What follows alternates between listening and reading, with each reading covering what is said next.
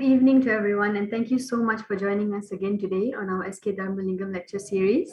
I am Dr. Tasha from the National Cancer Society of Malaysia.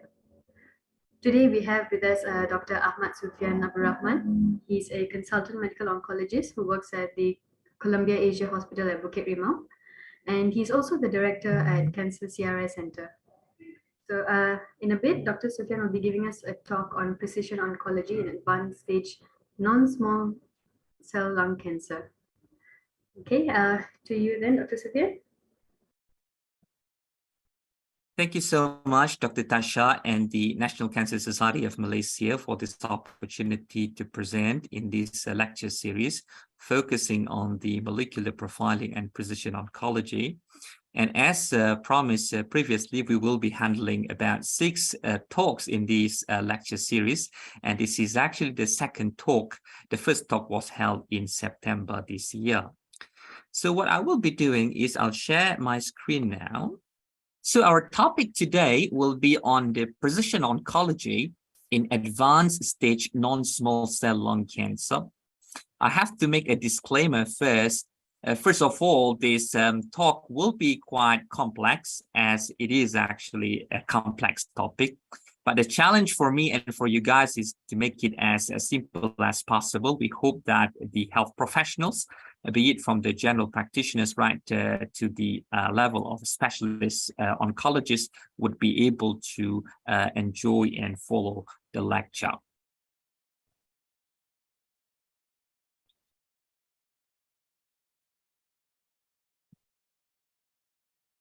So next slide. Okay.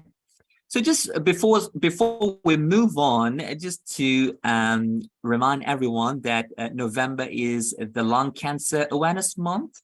So we at Cancer CRI Center, we are trying to raise the awareness through the social media channels to inform people about what could be some of the risk factors associated with lung cancer. What could be some of the symptoms associated with lung cancer? When do you need to consult your medical practitioners in order to get advice with regards to lung cancer, and so on and so forth. Now, the agenda for today, we will be talking about various aspects of this topic on advanced non-small cell lung cancer. So I will start by presenting a couple of cases, followed by talking about the epidemiology and the reality of lung cancer. We will then look into the classification of non-small cell lung cancer, and we will move towards the actionable mutations in non-small cell lung cancer. The talk will then continue to look at the resistance development, companion diagnostic, next generation sequencing and liquid biopsy, the challenges and opportunity in Malaysia, and of course, at the end, it will be the take-home messages. But in fact, I will put the take-home messages up front, given that the topic is quite complex. Essentially, what we want you to be taking home from this talk today, the first one would be on there are various targeted therapy that can be used in the context of non-small cell lung cancer. So that's the first thing to establish. And we also know that precision oncology, meaning testing for the genes that we can target in lung cancer, confers better survival benefits and quality of life for patients with non-small cell lung cancer harboring oncogene-addicted mutations. The third one, upfront next generation sequencing and subsequent genetic testing upon development of resistance are important to help with planning of therapy. The fourth point, clinical trials are an important aspect in the treatment of lung cancer, and molecular profiling could help link patients to potentially available clinical trials. Last but not least, discussion with your treating oncologist and seeking opinions from reliable health professionals would be paramount to avoid financial toxicity as we use the targeted therapy in the context of lung cancer. Now, so the first case that I want to present is a case on what we call as bronchogenic carcinoma with a histology of squamous cell carcinoma. So this is a 65-year-old man, a heavy smoker, with a previous history of metachronous cancer. So you can see that from 2013 to 2017, he was actually diagnosed with a stage 3 rectal cancer. And for that, he received the neoadjuvant long-course chemoradiation therapy before he proceeded with the abdominal perineal resection and then an adjuvant K-pox chemotherapy for a period of 3 months. In 2017, he was diagnosed with head and neck squamous cell carcinoma. For this, he received the dissection right down to the cervical area in the neck, and then the adjuvant radiation treatment was provided. He has been on remission since 2018. About the same time, he actually received the CT scan of the chest as part of the staging. And during that time, he was found to have a speculated lesion in the right side of the lung. Having had a couple of cancers in the past and not wanting to do anything aggressive, he thought that he would want to leave that speculated lesion for quite a bit. He declined the surgical resection of the speculated lesion or the stereotactic radiation therapy.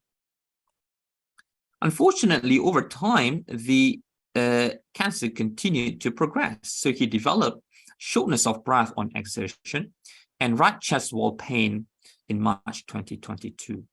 The restaging CT scan was performed, and he was found to have right hilar mass, increasing in size, impinging against the pulmonary artery, and the invasion of the atrial myocardium.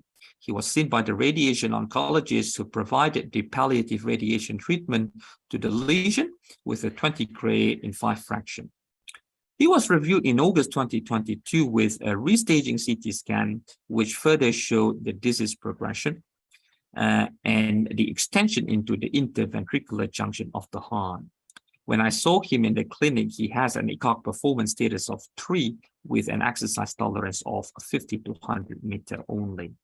The caveat in this case, though, is that the ECOG performance status for him was not associated with the extent of the tumor burden. Rather, it is because of the proximity of the right lung mass to the heart with the invasion of the right atrium and the interventricular junction that confers the shortness of breath on exertion. The chemotherapy was declined by the medical oncologist given the chemotherapy-associated risk plus his ECOG performance status. And this is where I want to make a point. If you look at November 2021, so the CT scans on the left side, you can see the images that showed the bronchogenic carcinoma originated from the bronchus with proximity to the right side of the heart. And the images on the right, the CT scan performed in August 2022, which showed continued disease progression at which state his ECOG performance status was 3. So this is the kind of cancer you see in a heavy smoker. Squamous cell carcinoma tends to be more proximal, and that's the kind of pattern you're seeing. Now, the second type of lung cancer is this case, the case 2, the lung adenocarcinoma with EGFR mutation. Now, this is a patient that I saw a few years ago. In fact, it was in New Zealand, but it is actually a Chinese lady from Malaysia. So she's a 30-year-old Chinese lady who has never been a smoker. So that's an important point to make. She presented with a mild history of shortness of breath on exertion. It wasn't actually realized by her, except for when she actually started to train before for her plan to go for skydiving. So that was the time where she realized that she started to have breathlessness on exertion. Some other associated symptoms include the dry cough and right upper quadrant pain. Initially, like everyone else, when you've got this at such a young age, you thought that, maybe you've got a chest infection. So when she went to see her GP that time, her GP started her on antibiotics. Unfortunately, after about a month period, things have not settled, for which reason further investigations were done. The chest X-ray showed that she's got multiple lung lesions in both lungs, and the CT, chest, abdomen, and pelvis showed that she's got bilateral lung metastasis, ground glass changes, and numerous liver metastases.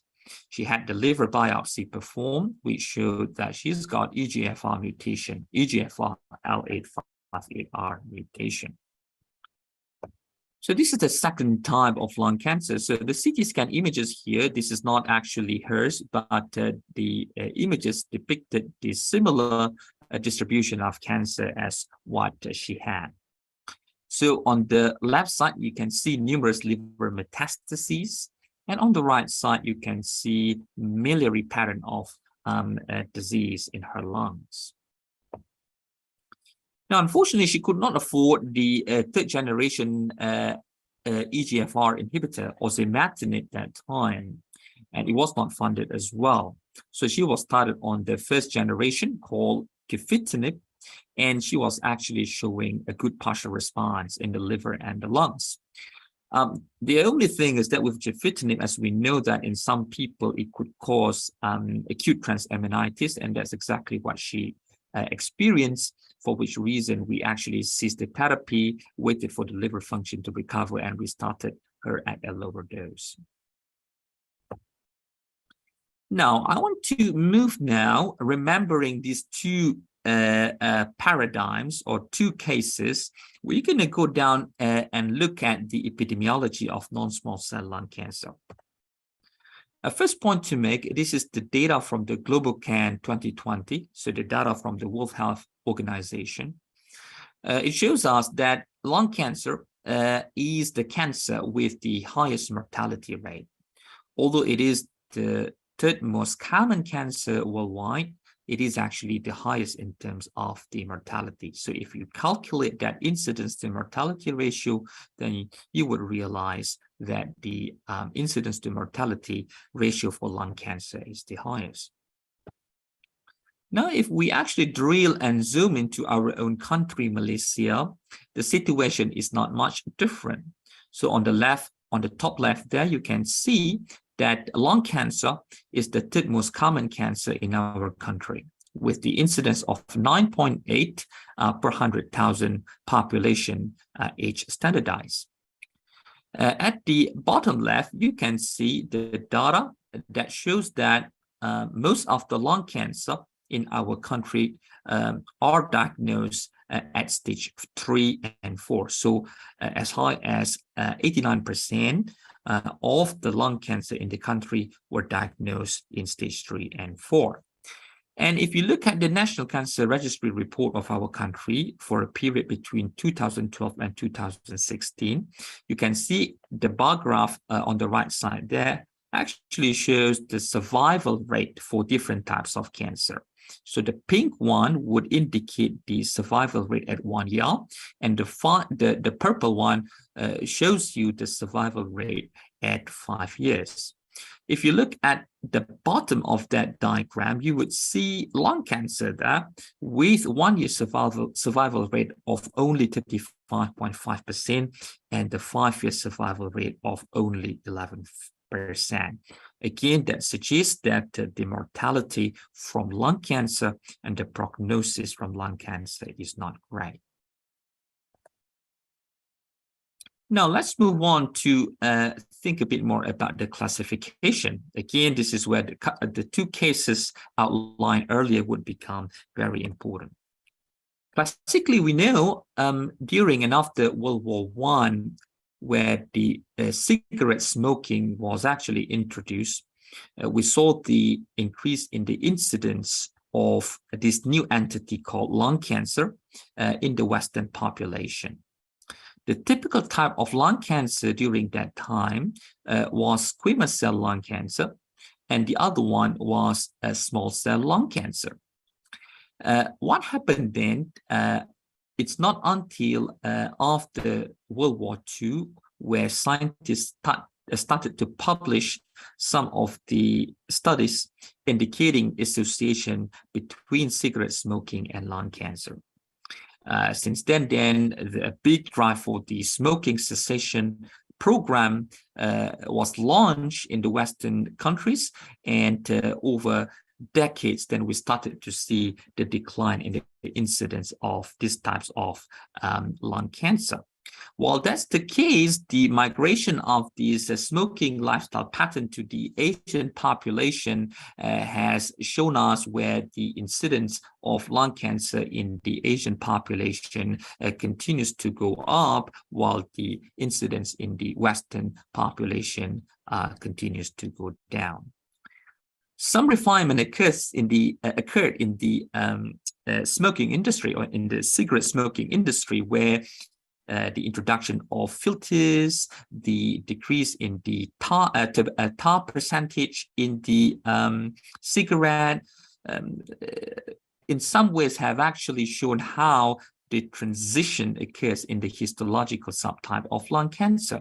So more and more we are seeing people presented with another histological type called adenocarcinoma, and a decrease in the percentage of diagnosis of squamous cell lung cancer.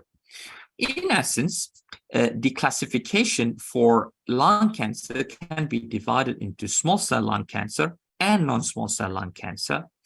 Under non-small cell lung cancer, it is further subdivided into adenocarcinoma, large cell carcinoma, and squamous cell carcinoma. Now, that's not the whole story. What we realize in our Asian population, in the Asian region, is this phenomenon of lung cancer in young female Asian who are never smokers. This is actually quite striking and quite intriguing, given no risk factors in this population were known at that time. Of course, there have been a few other risk factors associated with lung cancer, including secondhand smokers, air pollution, the radon gas. This is particularly in the population that work in the mining areas, cooking fumes, and of course, for some people with susceptible genes. And we will talk a bit more and relate these susceptible genes to this young female Asian and never smokers population, because this makes up an important group in the adenocarcinoma, which actually leads to the development of the molecular profiling and targeted therapy in the space of lung cancer. Now, what's interesting, we were talking about young Asian never smokers. We were talking about susceptible genes, and we were saying that, look, you know, what causes lung cancer in these young Asian population?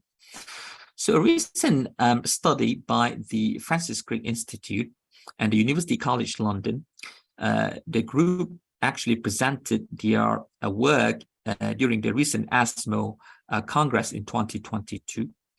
They presented the mechanistic explanation, the linkage between the air pollution with the particulate matters of 2.5 micrometers and the development of lung cancer in never smokers, in people who are known to harbor EGFR and KRAS gene mutations. So the thinking is that people who've got or who have got these mutations in the normal lung tissues, when they are exposed to these particulate matters, the lung tissues over time release a chemical, what's called as interleukin-1 beta. And this interleukin is what eventually leads to the expansion of the cells and the development of lung cancer in this population. Of course, a lot of things need to be thought further in terms of could this be used to start to design the preventive therapy in this group of population, and so on and so forth. Now, another part, when we talk about the susceptibility genes just now, is thinking about the lung cancer as caused by the hereditary genes. So this is one of the three concepts depicted here in the diagram here. So on the left, there are certain cancer predisposition syndromes. So for instance, people with Li-Fraumeni syndrome, so where they have the TP53 mutation, they can develop various types of cancer, including breast cancer and also lung cancer. So this is, again, one way where lung cancer can develop. in people who harbor this hereditary genetic mutation. The other way is, of course, with the mutation in the EGFR.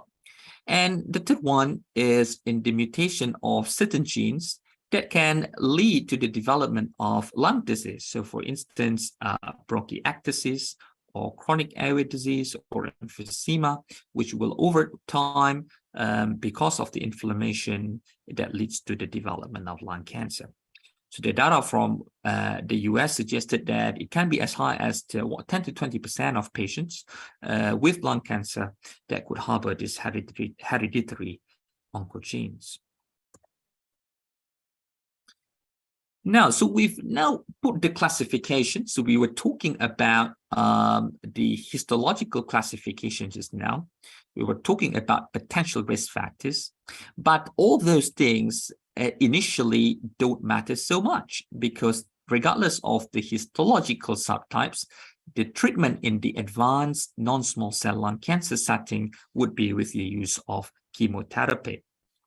So you can see the Kaplan-Meier curves, all the three curves there. So that's the publication in 2011, where they look at the use of platinum agent in combination with pemetrexed versus platinum agent carboplatin in combination with docetaxel, whether the platinum plus pemetrexed would confer better overall survival in adenocarcinoma. Now, if you look at the top one, the survival without toxicity, the median survival difference was actually 3.7 months versus 0.7 months, which suggests that carboplatin plus pemetrexed is superior than carboplatin plus docetaxel in adenocarcinoma. But if we look actually at both of the curves, and we look at 36 months or 33 months, the survival or the overall survival around that time was only 10 to 15%. We can extend this. Some other data suggest the 5-year survival for lung cancer would be between, 5 to 10%.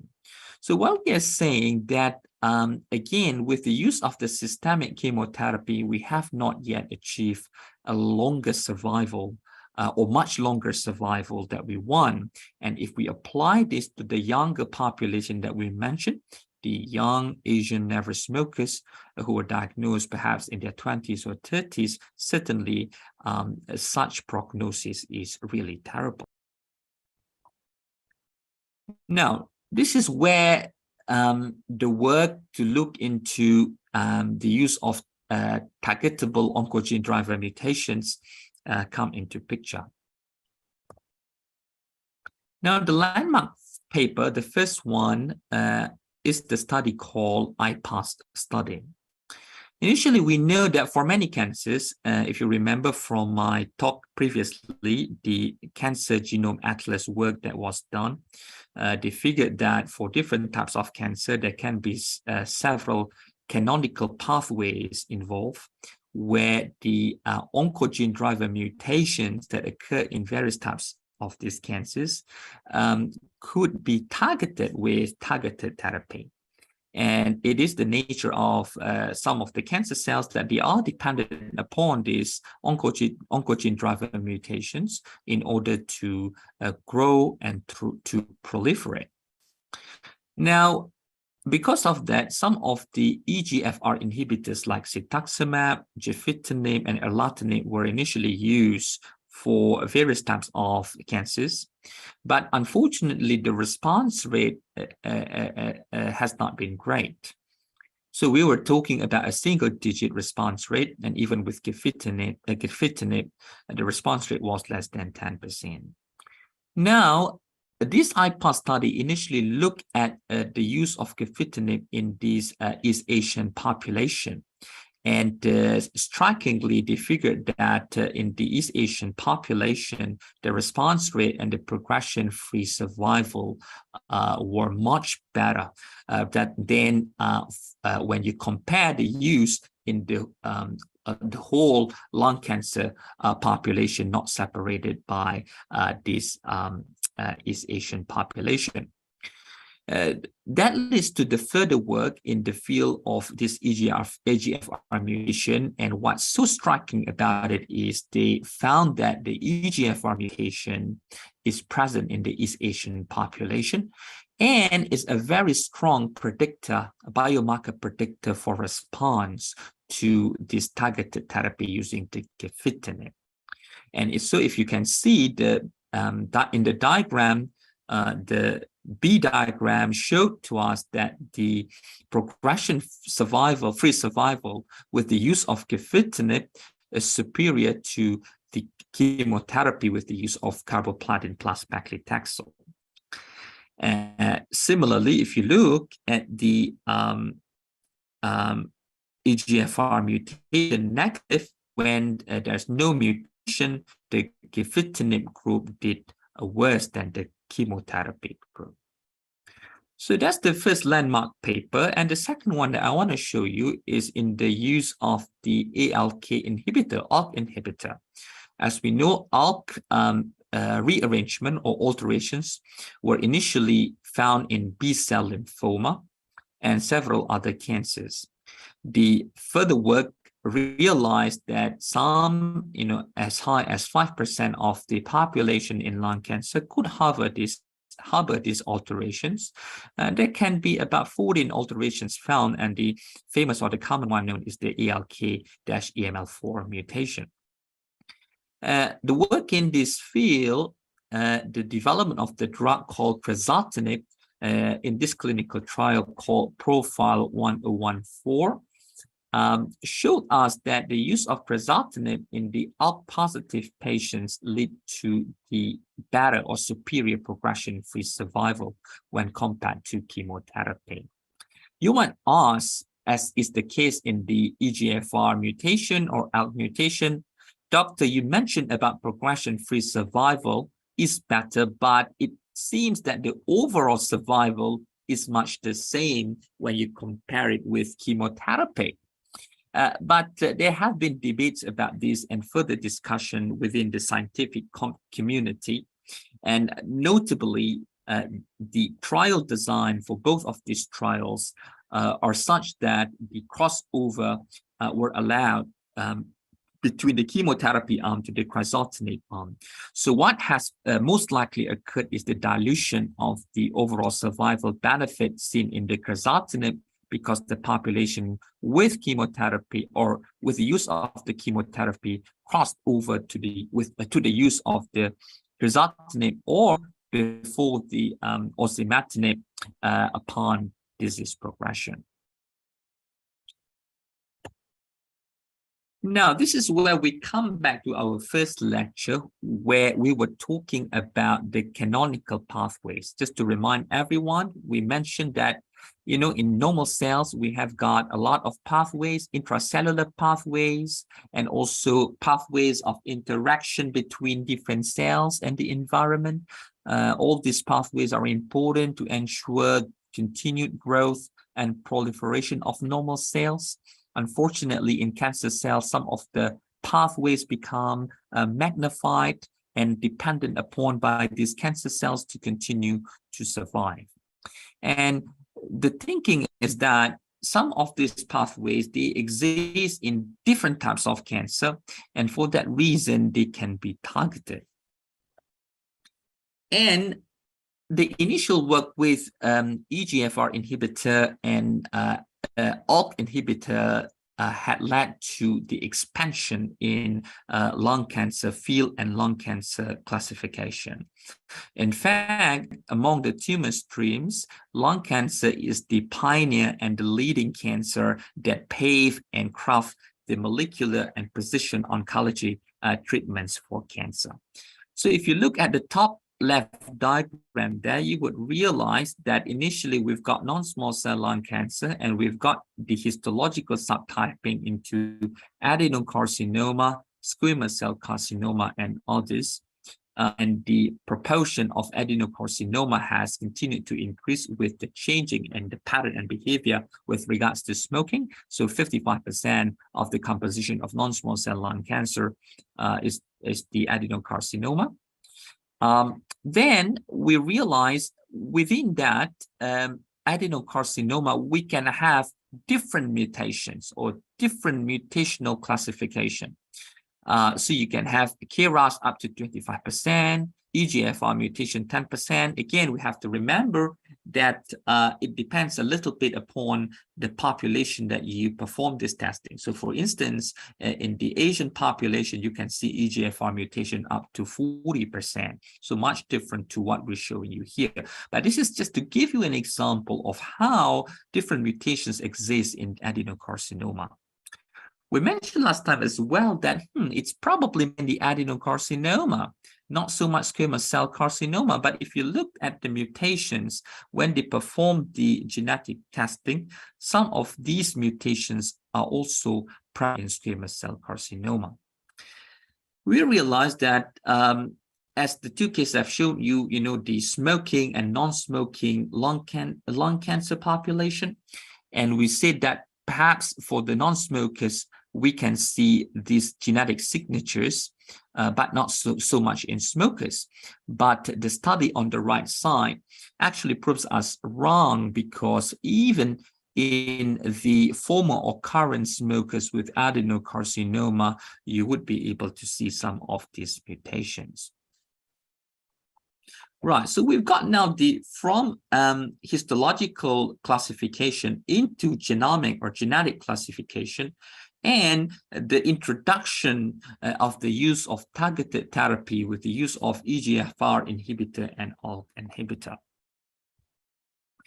Now, over the years, if you remember from 2009 with that IPASS study, we figured out at least 9 actionable mutations in lung cancer. So if you look, the KRAS G12C mutation on the left, right down to the NTRK fusion. So this diagram, how you read it, the bigger the circle, the bigger is the percentage of mutation that you will find in lung cancer.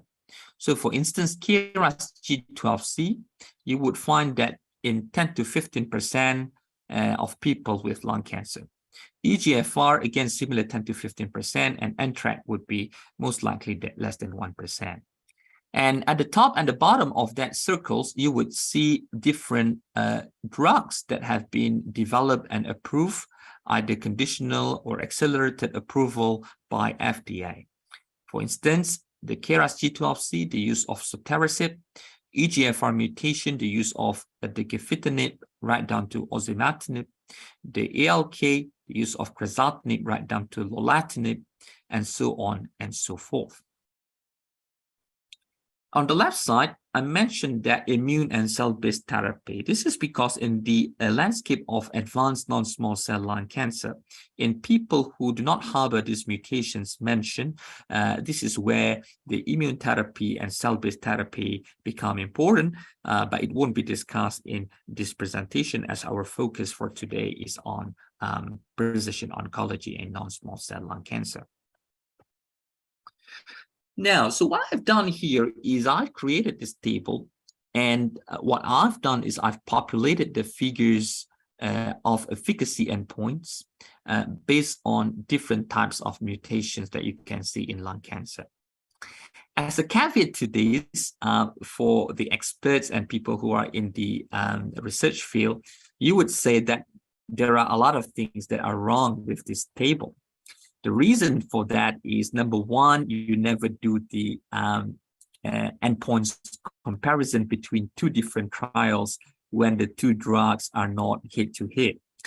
The second thing is, when you compare it this way, you are comparing a different trial population, a different way of statistical design, trial design, sample size, and so on and so forth.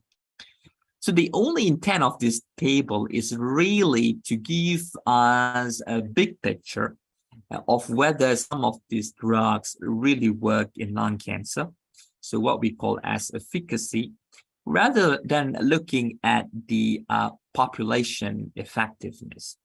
So if you look down the column, the different mutation, you can see for different types of actionable mutations, the objective tumor response rate, which is consists of a combination of partial response and complete response percentage, they are actually quite high, suggesting that these drugs have the capacity to shrink down the tumor by 30% or more. Similarly, the ability to control the tumor before progression is also seen across different types of these mutations.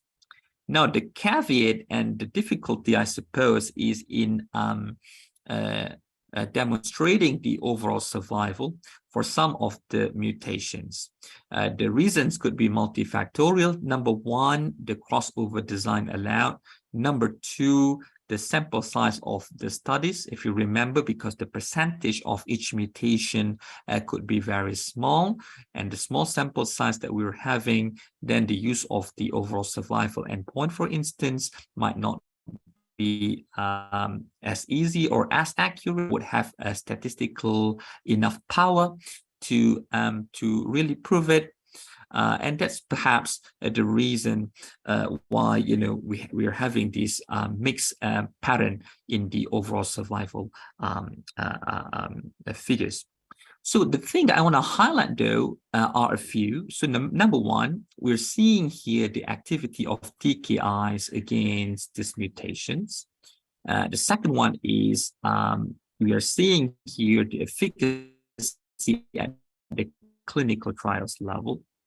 The majority of effects we're seeing are in the objective tumor response, progression-free survival. We mentioned about the issues with regards to the overall survival. And what's important is as much as we are seeing the response, the side effect profile is different from chemotherapy. And for some of these trials, they showed that the quality of life of patients were better. And of course, the reduction of the risk of CNS metastases, or the reduction of the risk of progression of CNS metastases, and of course, the overall survival for some of these trials. Now, this is where then we come from the clinical trials efficacy results into the guideline. So ESMO, the European Society of Medical Oncologists, had developed the Pan-Asian guideline for the treatment of advanced non-small cell lung cancer. So essentially on the left side, you're with EGFR activating mutation, and on the right side, you're seeing people with ALK, BRAF, and ROS1 mutations, or ROS1 mutation.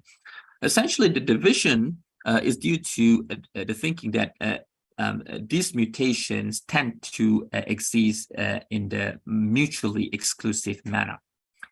So for the left side, or on the left side, you can see people who've got this EGFR activating mutation. They can be offered one of the TKIs there, either gefitinib, erlotinib, dacomitinib, or osimertinib. And if they progress, if they've got what's called as oligoprogression, so maybe they've got only a few number of tumors in different sites of the body that had progressed, then what can be done is the radiation therapy can be delivered to those areas, and the treatment with the TKI can be continued.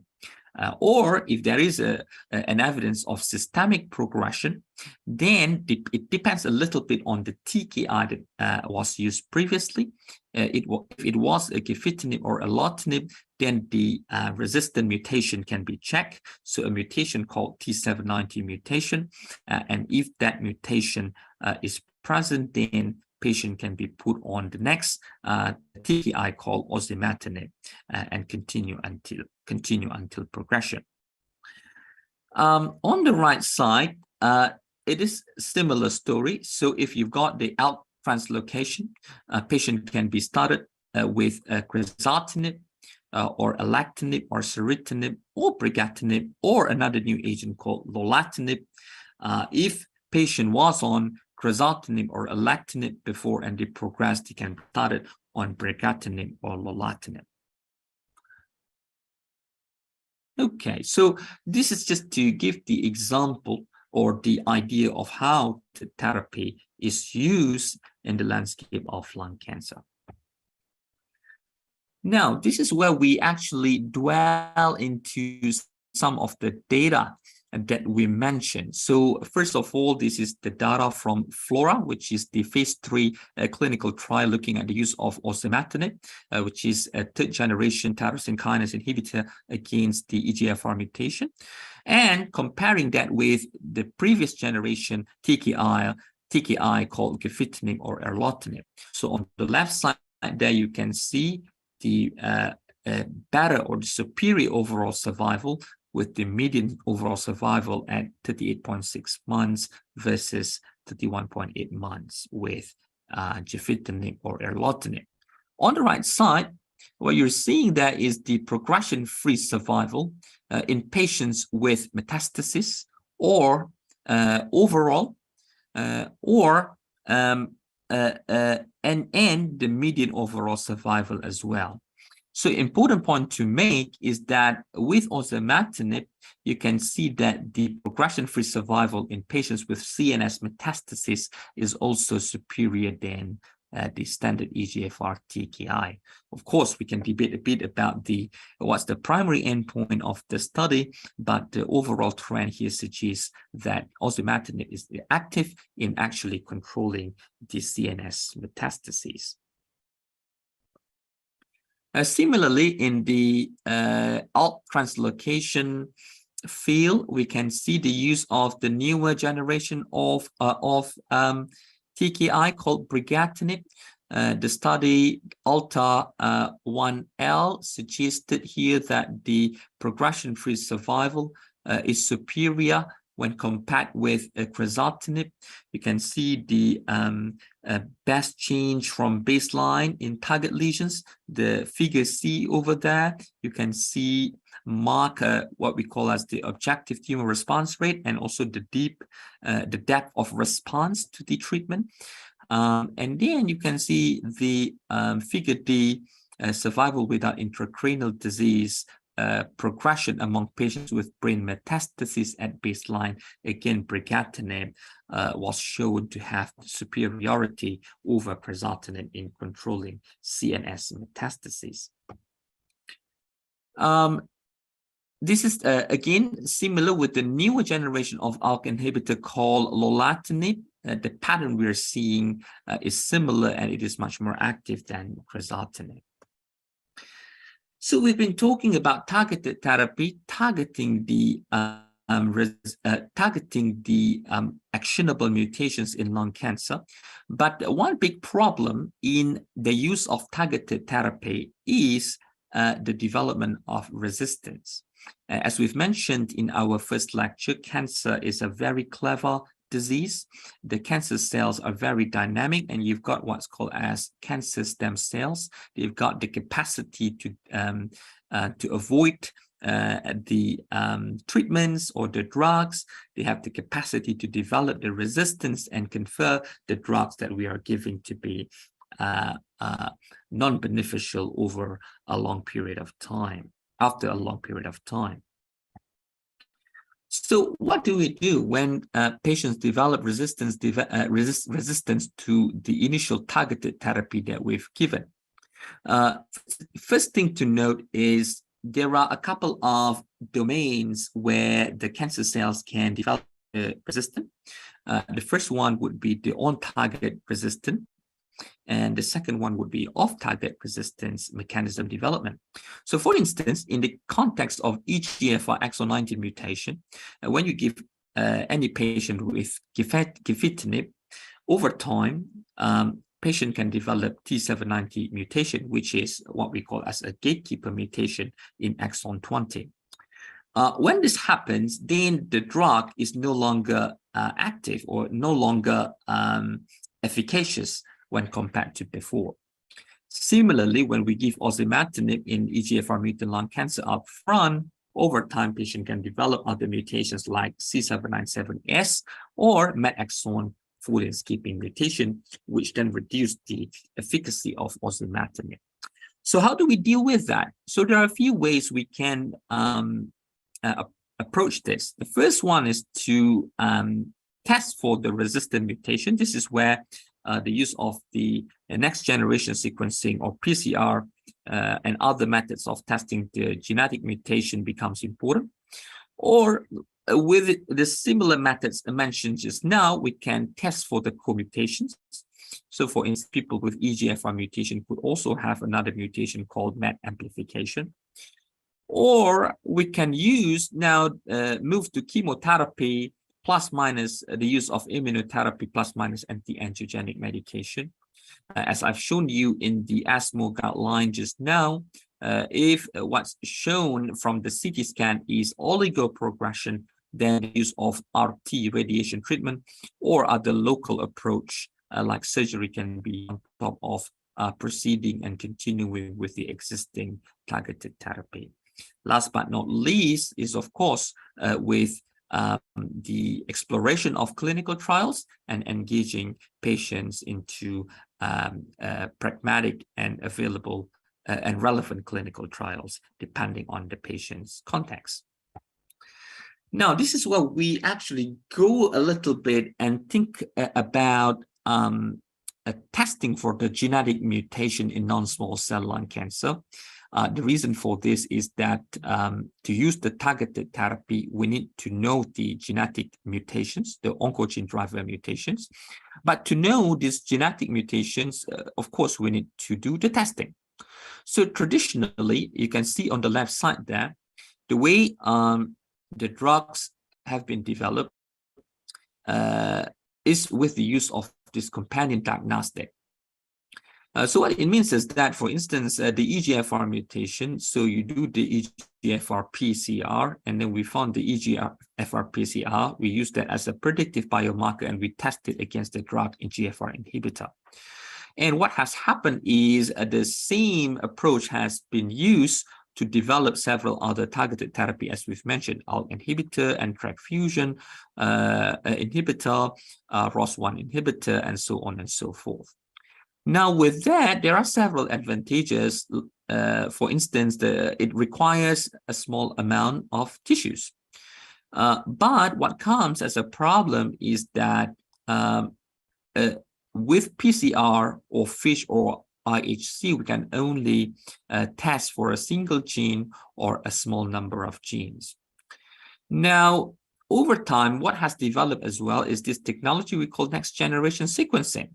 And the advantages of that is that we can test for several number of genes, to a few hundred of genes, or even in fact to whole exome sequencing or to whole genome sequencing. So testing the number of genes become no issues. We can detect co-mutations. There will be a higher pickup rate for these mutations. But the problem using this technique is you need the good amount of tissues. So this is where the role of pathologists becomes really important to ensure that we are taking enough number of tissues when the biopsy is performed. So this is where we come to the center that tissue is what's needed for either PCR or next generation sequencing. But the problem with non-small cell lung cancer is tissue biopsy is not necessarily easy to do. A lot of patients with lung cancer, they are quite crooked. They might have COPD. They haven't got good lungs. And the procedure, either with the use of the EBAS or percutaneous biopsy or crew cut biopsy, might not be necessarily something easy to do, or patients might decline for those kind of procedures to be done.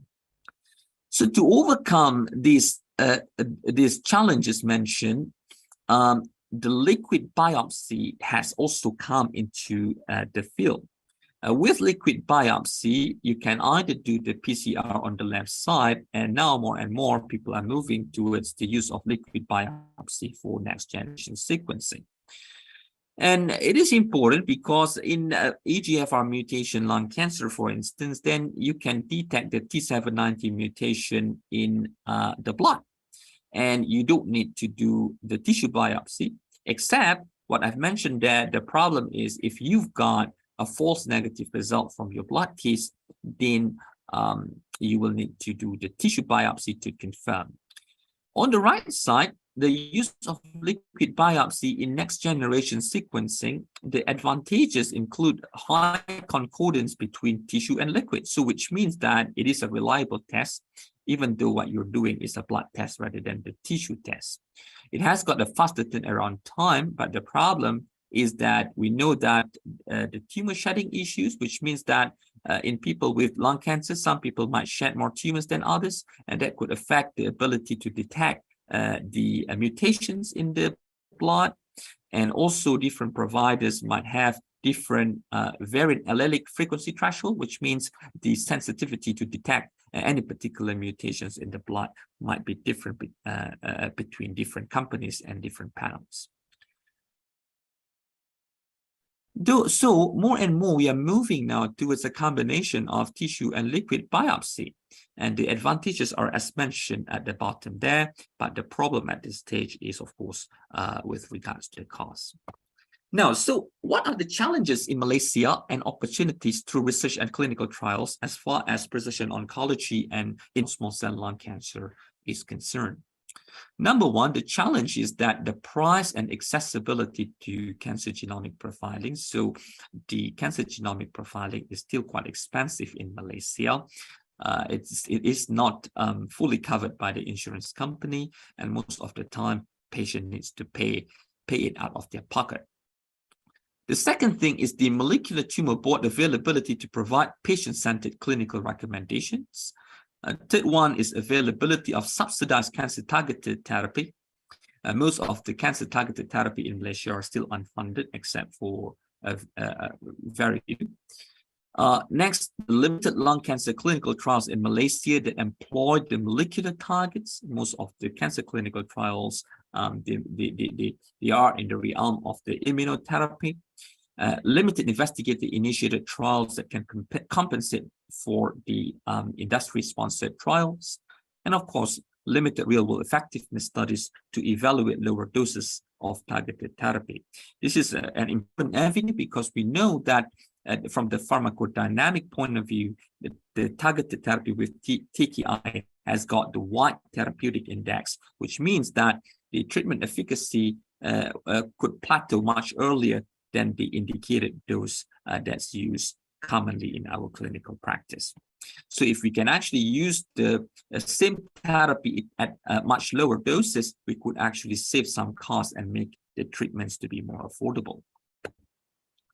So in summary, the take-home messages from the presentation that I've just done just now are a few. As to what we've mentioned. First one, targeted therapy can be used in the context of non-small cell lung cancer. It is in fact a standard of care globally. Precision oncology confers better survival benefits, quality of life. It controls the CNS metastases better. The upfront next generation sequencing and subsequent genetic testing upon resistance development are important to help with the planning of therapy. Clinical trials are important aspect in the treatment of lung cancer, and the use of molecular profiling could hopefully link some of these population or cohorts with the available clinical trials. And of course, discussion with your treating oncologist and seeking opinions from reliable health professionals would be paramount to avoid financial toxicity. So I would end it there and open the session for the Q&A. Thank you. Thank you so much, Dr. Sufian, for taking the time of your busy schedule to give us this talk today. But before we go on, I've got a few questions for you, if that's okay. Okay, yeah. I'll start with the first one, yeah. When do you think patients with advanced non-small cell lung cancer need to have molecular profiling testing done? Yeah, that's a very good Dr. Tasha. So essentially, these days, in the context of advanced non-small cell lung cancer, so by that we mean people with stage 4 disease or advanced unresectable non-small cell lung cancer, testing with molecular profiling upfront would be favorable. The reason for that is, number one, if you know the oncogene addicted mutations early on, then you can actually plan and start them on the targeted therapy. And this would give them a better chance of responding to the treatment, as well as having better progression-free survival, reducing the risk of the CNS metastases. And as per what the clinical trials have shown us, these people would have a better quality of life. So if at all possible, to do it upfront would be what we would recommend. But of course, if there is an issue of getting this upfront, you can start with the chemotherapy or chemotherapy in combination with immunotherapy. And when you've got this available, then you can do the molecular profiling testing. Of course, there have been debates between the within the scientific community. If you don't do it, or you start with the immunotherapy in combination with the chemo, there could be issues when you want to start the targeted therapy, especially some of the side effects like interstitial pneumonitis and so on. But of course, you could only work with what's available in your locality. Okay, thank you. Another one.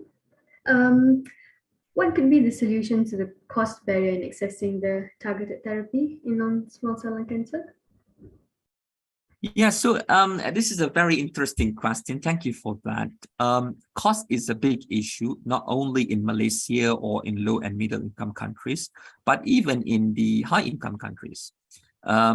So just to give you an example, for instance, the targeted therapy like osimertinib could cost right up to about 30,000 ringgit per month.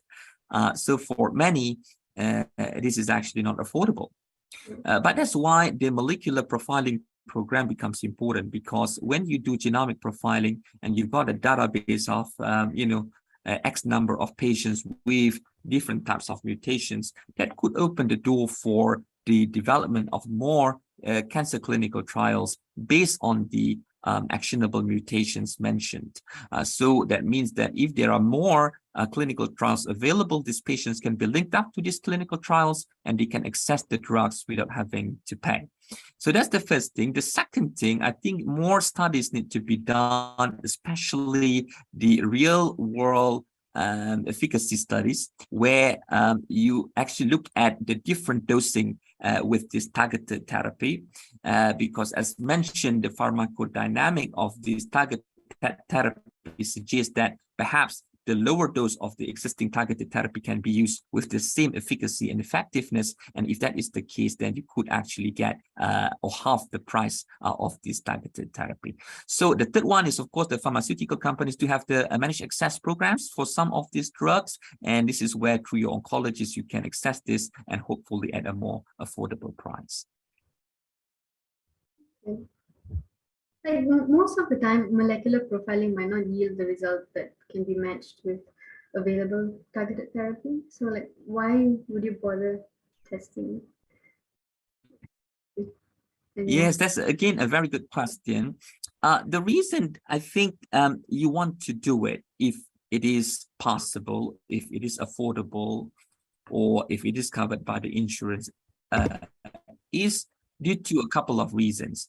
Number one is you can, so 1 in 5 people that you test would have the chance of having that match between the molecular profiling results and the targeted therapy. So you've got 20% chance there. And in the realm of lung cancer with poor prognosis, as mentioned, 50% is actually a big deal. So that's the first thing. The second thing is that the linking with the clinical trials or the access programs and for better survival outcomes for this cohort that can be linked to these programs and these drugs. Secondly, even say if the results at this stage is negative for the other 80% of the population, the information that you're contributing for further research, for further drug development would actually be tremendous. And in fact, you could then analyze and understand the genomic landscape of lung cancer in, say, the Malaysian population. And that would help the scientific community locally and regionally to develop more clinical trials to try to match new drugs with the genetic mutations that you have if not now, sometime in the future. So one is for the therapy or therapeutic benefit, and number two for the scientific and for continuous development in the field of lung cancer. Right. Like the overall survival benefit in the context of EGFR inhibitors have not been proven statistically.